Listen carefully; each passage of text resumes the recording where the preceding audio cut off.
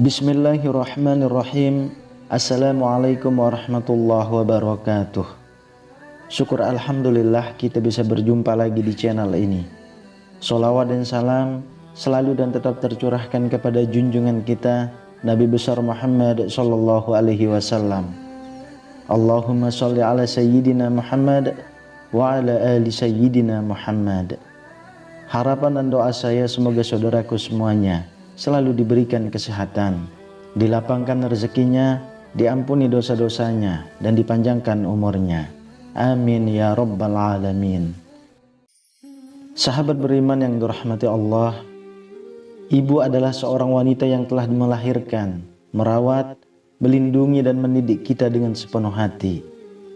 Kedudukan seorang ibu adalah mulia dan penting, dan Islam mewajibkan kita sebagai umat muslim untuk berbakti dan patuh kepada seorang ibu, seperti yang diriwayatkan dalam sebuah hadis. Seorang laki-laki bertanya kepada Rasulullah Shallallahu Alaihi Wasallam, "Wahai Rasulullah, siapakah yang paling berhak mendapatkan perlakuan baik dariku?"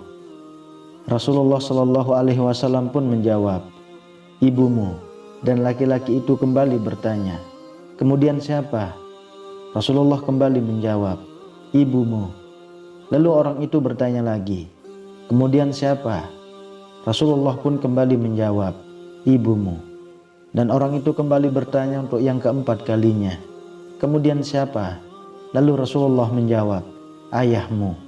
Hadis riwayat Bukhari dan Muslim.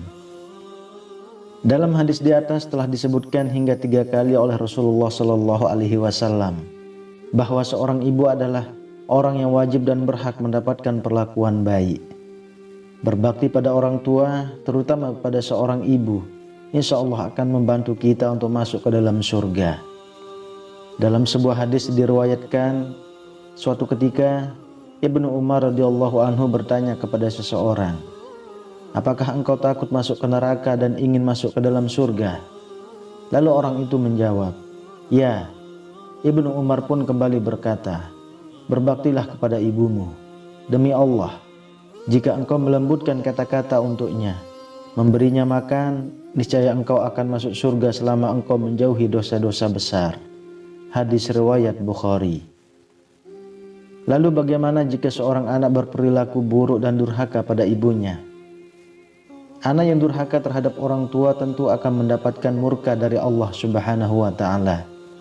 Terlebih kepada anak yang durhaka kepada seorang ibu, maka Allah akan menimpakan azab yang paling pedih, karena seorang ibu rela mengorbankan nyawanya demi kita. Itulah mengapa dalam Islam Allah meletakkan kedudukan ibu sebagai orang yang mulia.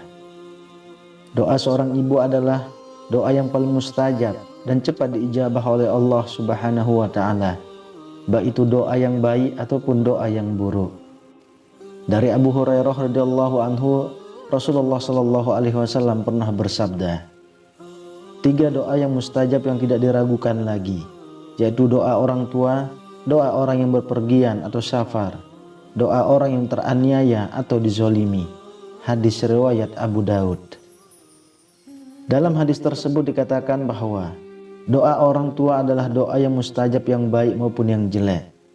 Maka dari itu, janganlah sampai membuat ibu kita mengucap atau mendoakan yang buruk karena kenakalan kita atau karena kita durhaka pada ibu.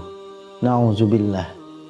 Dalam Islam, Allah akan menimpakan azab pada anak yang durhaka. Berikut beberapa balasan atau dosa besar untuk anak yang durhaka kepada ibunya. Yang pertama adalah dibenci Allah Subhanahu wa Ta'ala. Dalam sebuah hadis telah diriwayatkan, ridho Allah tergantung pada ridho orang tua, dan murkanya Allah tergantung pada murkanya orang tua. Hadis riwayat Al-Hakim. Maksud dari hadis tersebut adalah Allah akan meridhoi kita jika orang tua kita meridhoinya, dan apabila orang tua kita murka kepada kita, maka Allah pun begitu. Yang kedua, di dunia akan diberikan azab atau hukuman. Seorang anak yang durhaka kepada ibunya tidak hanya mendapatkan dosa, namun Allah juga akan menimpakan azab dunia bagi mereka yang durhaka kepada ibunya. Dalam sebuah riwayat, Rasulullah SAW pernah bersabda, setiap dosa akan diakhirkan oleh Allah sekehendaknya sampai hari kiamat, kecuali dosa mendurhakai kedua orang tua. Sesungguhnya Allah akan menyegerakan balasan kepada pelakunya di dalam hidupnya sebelum mati. Yang ketiga, tidak diterima sholatnya oleh Allah Subhanahu wa ta'ala. Seorang anak yang durhaka, sholatnya tidak akan diterima oleh Allah Subhanahu wa ta'ala. Sebaik apapun dan sehusu apapun, Allah akan tetap menolak sholat seorang anak yang durhaka. Dalam hadis riwayat Abu Al-Hasan bil Ma'ruf telah dikatakan, Allah tidak akan menerima sholat orang yang dibenci kedua orang tuanya, yang tidak aniaya terhadapnya. Yang keempat, dosa-dosanya tidak akan diampuni. Dari Aisyah radhiyallahu anha, Rasulullah SAW bersabda, dikatakan kepada orang yang durhaka kepada orang tua, berbuatlah sekendakmu, sesungguhnya aku tidak akan mengampuni. Dan dikatakan kepada orang yang berbakti kepada orang tua, bahwa berbuatlah sekehendakmu, sesungguhnya aku mengampunimu. Hadis riwayat Abu Nuaim. Dalam hadis tersebut jelas dikatakan oleh Rasulullah SAW bahwa Allah dan Rasul tidak akan memberikan ampunan kepada seseorang yang durhaka terhadap orang tuanya. Yang kelima, terhapus semua amal ibadahnya. Seseorang yang rajin beribadah namun dia durhaka kepada orang tuanya, maka segala amal ibadah yang telah dilakukannya akan terhapus, sebagaimana yang diriwayatkan dalam hadis berikut. Ada 3 hal yang menyebabkan terhapusnya seluruh amal, yaitu syirik kepada Allah, durhaka kepada orang tua, dan seorang alim yang dipermainkan oleh orang dungu. Hadis riwayat Tabrani. Dalam hadis tersebut dikatakan bahwa Allah Subhanahu wa ta'ala akan menghapus amal orang yang melakukan perbuatan syirik dalam Islam. Seorang alim atau berilmu yang dipermainkan oleh orang dungu, dan seorang anak yang durhaka dalam Islam. Yang keenam, diharamkan mencium wanginya surga. Allah akan mengharamkan seseorang yang durhaka kepada orang tuanya untuk mencium wanginya surga.